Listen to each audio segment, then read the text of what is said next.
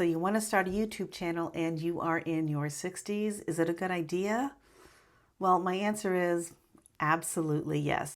I started a YouTube channel when I was 58 years old, and the one regret that I have about doing it is I wish I had started sooner. And for those of you who are thinking of starting a YouTube channel sometime here in your 50s or 60s or even beyond, I think it's a great idea. But I think there's some things you should think about before you get started. So let's go through it. The number one consideration I would think about is if this is something you want to make money at, or is it something that you just kind of want to do as a hobby? Because you're going to approach those things in two different ways. If it's going to be something that's a hobby and you just maybe are documenting your life or something like that, yes, by all means do that and put it up on YouTube. You can either put it up as something public for everyone to see, or you can do it as unlisted or private just for family members. I have a separate channel that I put things on just for my family members so that they can see, things about our life that's going on. And then I have my public channels, which I put videos out that I make money on. And I know your first question is, well, how much money do I make or how much money will I make? And the answer to that is, it depends, because each niche is different. How the algorithm sees you is different and things like that. So that's why you hear a lot of YouTubers saying, I can't really give you an estimate. I didn't believe them at first either, but the answer is you just don't know, because you're paid not by subscribers. You're paid by how many people view your videos, how long they stay on your videos. Then the advertisers will pay a certain amount depending on how long your video is, how many people you keep retained in your videos. And that's how YouTube breaks down what they charge them and what they pay you. So it's kind of a long-winded thing I don't want to go into in this video, but I want to just take this time to help you get started on starting a channel of your own. Number one, the first thing you're going to need is probably something you're watching this on right now. And that's either a phone or a computer or a tablet. If you're watching it on a TV, not that. But if you have a phone, a tablet, or a computer, you already have everything you need to get started in doing a YouTube channel just to get you started. One thing you don't want to do is go out and buy a bunch of equipment and think you need special lights and microphones and all of that. You don't, and you shouldn't buy any of that when you start, because you're probably not sure if you're going to stay into it. Because being a YouTuber does take a certain amount of work, and you think it takes no work, but it does. It actually does take a certain amount of work. So the number one thing I would do is, if you're not comfortable in front of the camera, just set your camera up. You can just hold it right in front of your face and talk to it for about a minute or 2 minutes about something you enjoy talking about. It could be gardening. It could be auto repair. It could be makeup. It could be anything that you really enjoy talking about for 2 minutes. And then what I want you to do is I want you to take that video and I want you to turn it on, but turn it away from you and just listen to yourself on the video. Listen to the audio without looking at the actual visual. Just listen to the audio and make some notes. Take some notes and critique yourself. Are you saying a lot? Pausing? Those are notes to take that you want to be able to have a pretty good flow when you're able to talk about something. Some people can do that very naturally and it just kind of comes out as if they're having a conversation with someone. Other people need to have things kind of scripted, where they want to kind of script some things out. It doesn't have to be a full script. It could just be bullet points of things that you want to cover, just to kind of remind you of what you want to cover as a topic of the video, because sometimes we get a little lost or confused or, kind of like a deer caught in the headlights. So listen to yourself and then see if it's something that you might need to script something out or bullet point something out, or if you're a very natural talker and it just kind of comes naturally to you.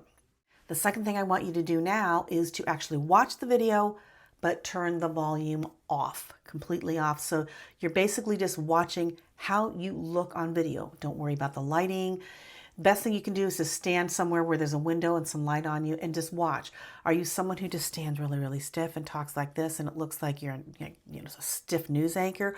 Or are you someone who's very, very animated and your hands are all over the place and it's kind of distracting? Or are you able to have a little bit of movement with your hands and your head, things like that, that allow you to feel a little bit of animation like you're actually talking to a person versus talking to something just standing there and looking at you? So take some notes on that, are you very natural when you're talking? And then think about what you're actually looking at. For many people, when they actually put a phone up and you see yourself, you're going to have it reversed and you can see yourself on the phone, you tend to do this, and which is look at yourself when you really need to be looking at the camera. So one of the things I used to do was take a little Post-it note and I'd put it right by the camera and says, look here, to remind myself, this is where you need to look. You don't look over here. You need to look at the person you're talking to. And the second thing is just have a conversation like your best friend is sitting across the table and you're talking about something. You're telling them about an adventure or something that you love. Just pretend like you're talking to that one person, because in the end, that's really what you're doing. You're talking to me. You and I are having a conversation. There could be 10,000 people watching your video at one time, but I'm having a one-on-one conversation with you. And that's what you want to treat it as, that intimate, personal conversation that you're having with the person on the other end. So the next part is, do you need to buy any more equipment yet? And the answer is still no, don't do that yet. What you want to do is just set your phone up. It can just be set up on a small tripod that you have, or even to set up against a bookshelf and talk to it and make a video that you're actually going to put up on YouTube. However, you're not going to make it public. You're going to make it either unlisted or you're going to make it private. Unlisted means anybody who has the link can take a look at it and comment. Private means only the person whose email you send it to can actually look at it. Even if they send it to someone else, they can't look at it. So choose which one you want and allow someone who knows you well, that you trust, to give you a critique. Tell them, don't worry about the lighting, don't worry about the mics or anything like that. To just say, how do you think I am on camera talking to you? Do you feel like I'm talking with you, or does it feel like I'm hesitant and I don't really know what I'm doing? And that's okay, because you're going to start off like that. You're going to start off as unsure. When I look back at some of the older videos I put out, you can see that I didn't have the confidence that I needed to have on camera. And that just comes with practice, practice, practice, practice. And the more you do it in front of the camera, the easier it's going to be. So start with that first. And then have them give you critique. Tell me, was I using my hands a whole lot? Was I saying, was I staring off? Was I looking somewhere else? Have them give you an honest critique so you can take those things and kind of roll with it and try to, again, make the video your own on a one-on-one like you and I are having right now. Now they've given you some critiques, but you really just want to get something out there. Well, now is the time where you may want to start getting some equipment, and it doesn't have to be expensive equipment. I would start off with an inexpensive tripod and then maybe a selfie light and possibly a microphone that is just, not expensive. And the reason why I say that is because once you start doing this, after a few months, you're going to start to see if this is something you really want to continue doing. Because if you want to make money at YouTube, the thing is, you need to be consistent in your posting. You need to be able to post like every week, every 2 weeks, so that the algorithm knows that you post and it knows that you have a following, and that people that like your videos also like these other videos, or if they like these other videos, they also like your video. So it's something you do have to keep up with, and you do have to have a little bit of a schedule, like a day that you might need to script, a day you might need to practice doing some of your actual videotaping. And then, of course, you're going to be doing your editing, and that's what we're coming up to next. As far as editing goes, if you're using an iPhone or an iPad, you probably already have a really easy editor on there, and that's iMovie. A lot of our phones come with some sort of basic editor, and that's really all you need when you're starting off like this. It's just enough to get you to be able to basically paste clips together and be able to cut them into segments that you want. So if you've made a mistake, you're like, well, I want to cut that segment out. So you want to be able to paste all of those segments together and then create a cohesive video that you want to put out. It's not going to be perfect at first, but that's okay. That's what these are all about, is just getting something out there. And remember, if it's something you absolutely hate and you're embarrassed about it, you can always take it down or put it up as private or unlisted. So remember, when you first put it out there, there's not going to be 1 million people watching your video. And if there is, well, good for you. But just remember, everybody makes mistakes. Everybody starts off not knowing what they're doing, but you'll get used to it. And eventually, it'll be something you look forward to doing every week. So just start off with a tripod, maybe some selfie lights and a really inexpensive microphone, because that way in a couple of months, if you decide you want it, you can always upgrade and maybe keep that as a spare set.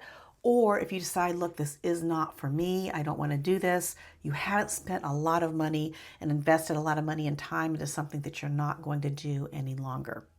Now, as far as deciding your niche, well, for some of us, that might be really easy. You might be really good at gardening or love gardening, or you want to do makeup, or you want to do health and fitness, or whatever it is, and you're like, that's what I want to do. That's great. Go ahead and do that. For me, for example, I started off doing gardening and crafting and all kinds of organization, but it just wasn't taking off.